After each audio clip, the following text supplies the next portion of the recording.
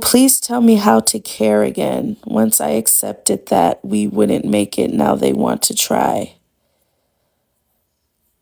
How to care again? I don't understand. So are you saying you don't care for this person, but now they want to try? That's what I'm getting from what you're asking. And if that's the case, we get to the point where we're fed up, right? And if you don't want to try, you don't have to try. If you just because someone has come to the place of figuring it out for themselves, if you're not there, you can't be forced to be there, you know. Okay, once you decided to leave, now they want to work out. Yeah. So, see, the problem with most people is they have to hit rock bottom in order to see what they really had. But this is my thought on that.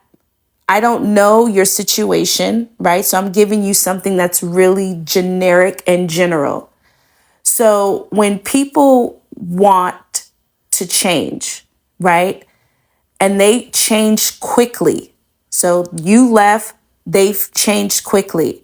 That is a false start. That is a false change, okay? Because changing doesn't happen overnight.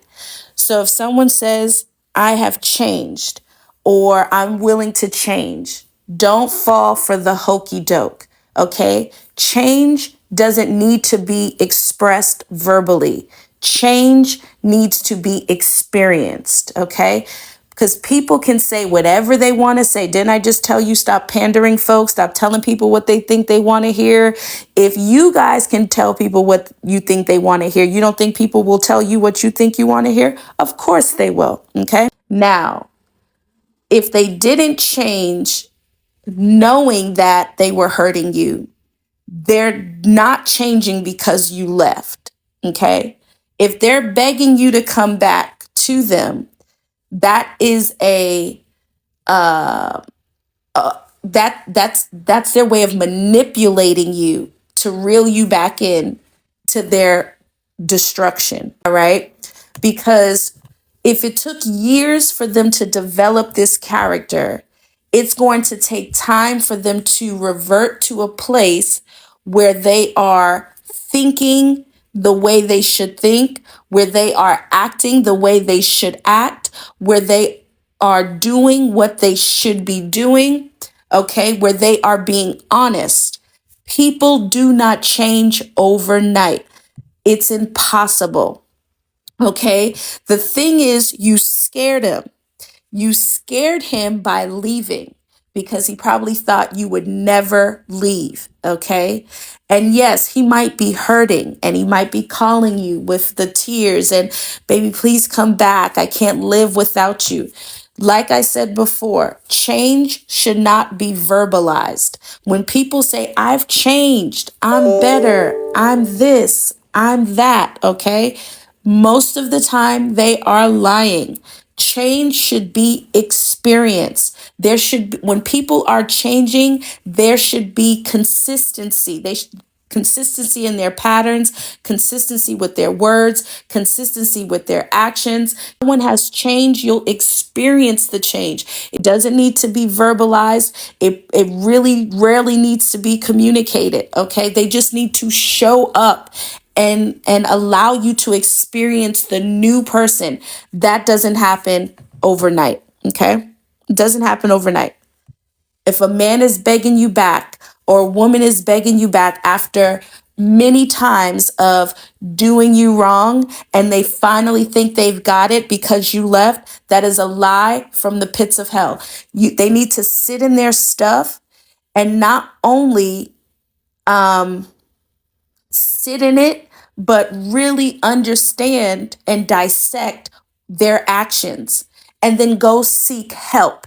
Okay. Whether it's therapy, counseling, coaching, Okay, the biggest change that someone can make is investing in their mental health and understanding why they do the things they do. Okay, getting to the root cause of the issue. So you're a perpetual cheater. Well, let's understand why you do this. Okay, because you can't say, my daddy wasn't there, my mother wasn't there. Maybe there's some underlining issues. Maybe you were, touched as a child, and that done things to you, and now you can't just stay in one place. So let's get to the root cause, because if we don't get to the root cause of the issue, this person is always going to be a liar, always going to be a cheater, always going to be a manipulator, and they'll never change even till the day they become 100 years old and going into that grave. They will always be the same person because we have not done the root cause analysis as to why they are like this. And don't be afraid to tell them no. Don't be afraid to say, no, I'm putting my foot down. I'm putting my foot down. I'm creating healthy boundaries for you and I, right? And I understand the pain that might cause to have to let someone go, but just think about the pain that it caused you to sit in it. So it not only cost you pain by being with this person, but it cost you a lot of something too. It cost you a lot of your time. It cost you a lot of your emotions. It cost you a lot of your tears. Some of you, it cost you a lot of, it cost you financially, cost you physically, spiritually. So you're not just, it just didn't cause you something, but it cost you something. So by you walking away, yes, your heart is going to break. Yes, you're going to cry. But I'm telling you, when you write everything down and you can look at it, look at your list, the pros and the cons of being with this person. The bad will definitely outweigh the good. When you can stare that list in its face and look at each bullet point, you'll realize, I can't even believe I stayed through all this. Okay, some of us are visual. So you need to be able to visualize it, right? So by visualizing it, you're writing it down and you're looking at everything this person caused. Now, not only is it a reminder in your head, but it's also a reminder in your hand that this person does not have my best interest at heart. I cannot waste my time on things that are going to be that I see the problem.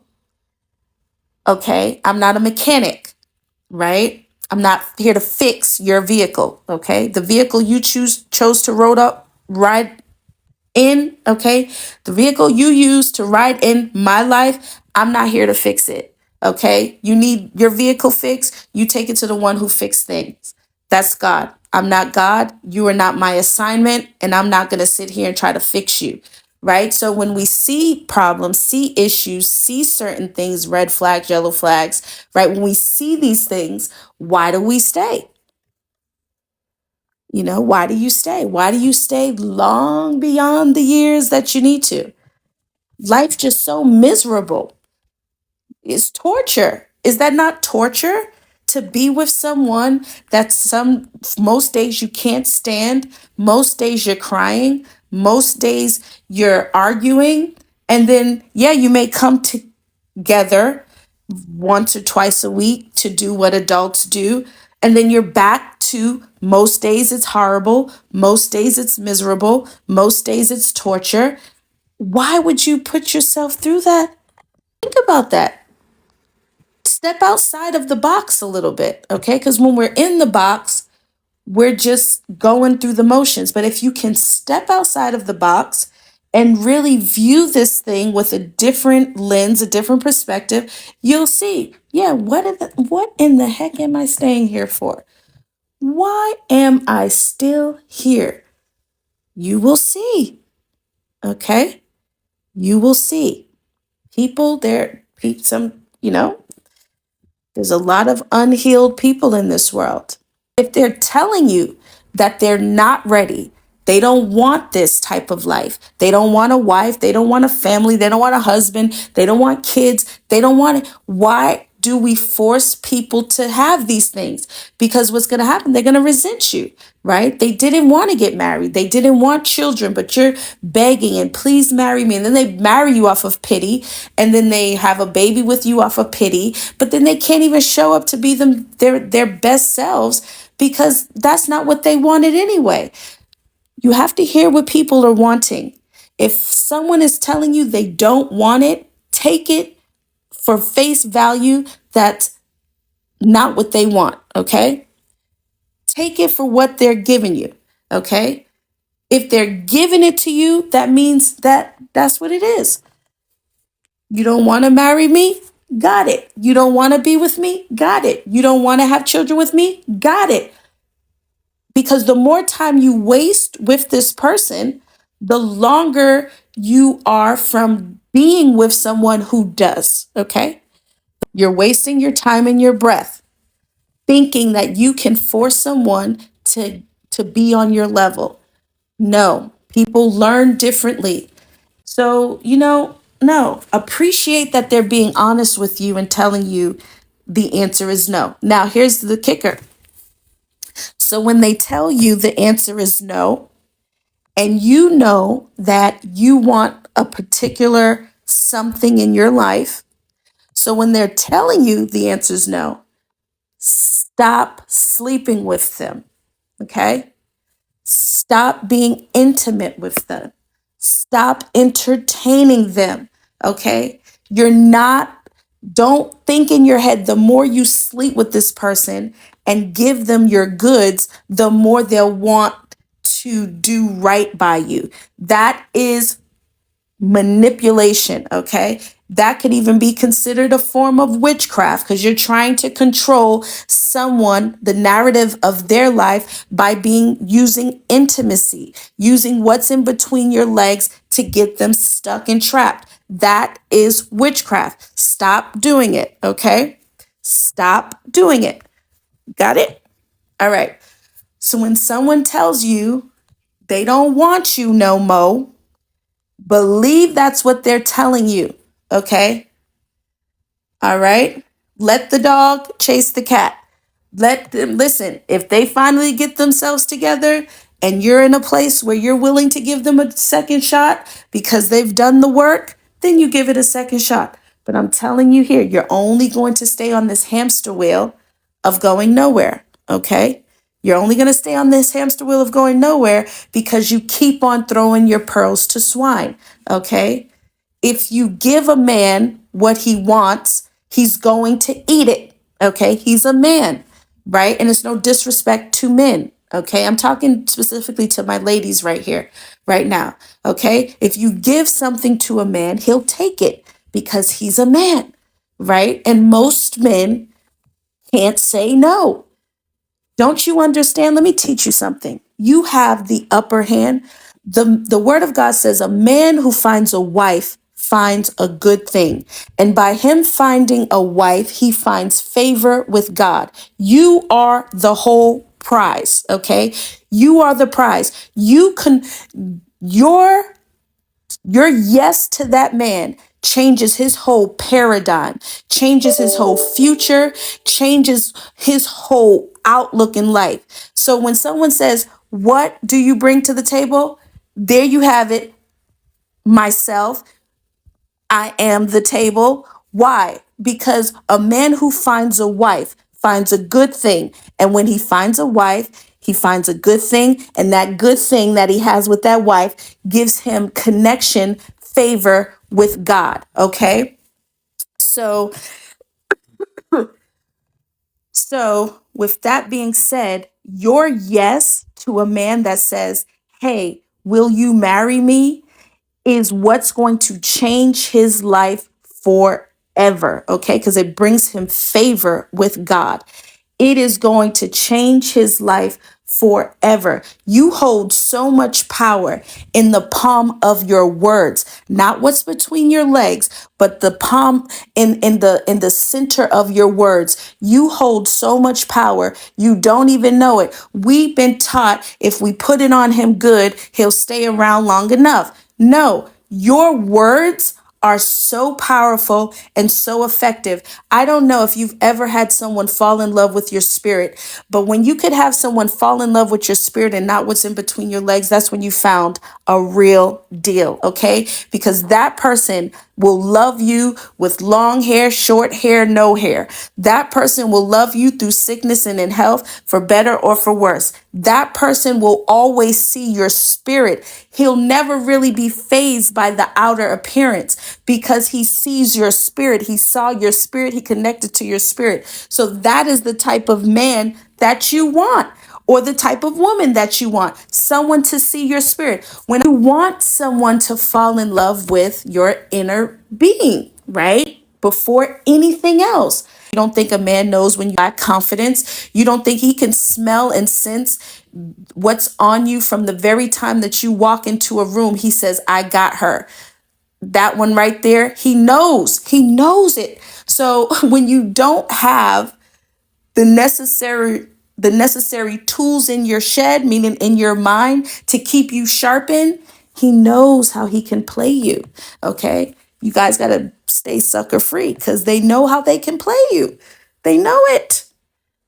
They know, and this is no diss to a man. This is teaching you. The majority of my friends are men, right? I have women friends, but the majority of them are males, right? And I'm talking about platonic friendships, not friends that, were ex-boyfriends and we just no, these are friends that are friends. They're either married or they have significant others or they're players, but these are my friends, right?